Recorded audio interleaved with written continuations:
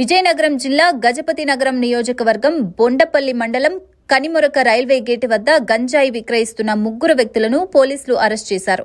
శుక్రవారం గజపతి నగరం సీఐ జీఏవీ రమణ తెలిపిన వివరాల ప్రకారం కొత్తపాలెం గ్రామానికి చెందిన రాము, బొచ్చపేటకు చెందిన గణేష్, జోనల్ రాయగడ నుంచి వచ్చిన ఒకరిని అదుపులోకి తీసుకున్నారు. వీరి వద్ద నుంచి 3 కిలోల 600 గ్రాముల గంజాయిని స్వాధీనం చేసుకున్నారు.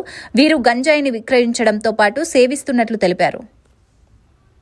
ఇన్ఫర్మేషన్ మేరకు బొండపల్లి ఎస్ఐ గారు అండ్ టీం మన కనిమొరక రైల్వే గేట్ దగ్గర ఉండగా ఒక ముగ్గురు వ్యక్తులు బ్యాగులతో వస్తుంటే వాళ్ళని పట్టుకొని విచారించగా వాళ్ళ ముగ్గురు ఒక్కొక్కరు కేజీ 200 గ్రాములు గంజాయిని, ఒక్కొక్కరు మొత్తం 3 కేజీలు 600 గ్రాముల గంజాయిని వాళ్ళు రాయగడ నుండి తీసుకొని వస్తున్నట్టు, ఈ వినాయక చవితి నిమజ్జనాల్లో ఎవరికైతే అలవాటు ఉందో వాళ్ళకి అమ్మడానికి, అదేవిధంగా వీళ్ళు తాగడానికి దీన్ని చేస్తున్నట్టు వాళ్ళు చెప్పడం జరిగింది.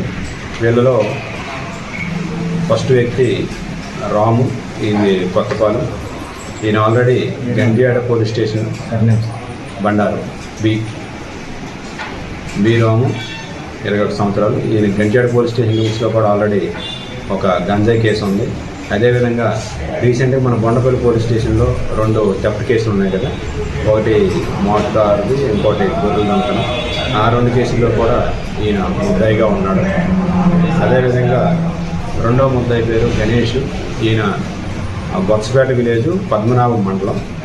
ఈయన కూడా వీళ్ళు ఫ్రెండ్ అవ్వడం, వీళ్ళతో పాటు రాయగడ వెళ్ళి తీసుకొచ్చి ఈ విధమైన కార్యక్రమాలు చేస్తున్నాడు. మూడో వ్యక్తి జూనెల్. వీళ్ళు కాకుండా ఇంకొక 2 వ్యక్తులు ఉన్నారు. వాళ్ళు వీళ్ళతో పాటు గంజాయి తాగడం చేసేవాళ్ళు. వాళ్ళని కూడా త్వరలోనే పట్టుకుంటాం. ఈ కేసులో కీలకంగా పనిచేసిన బొండపల్లి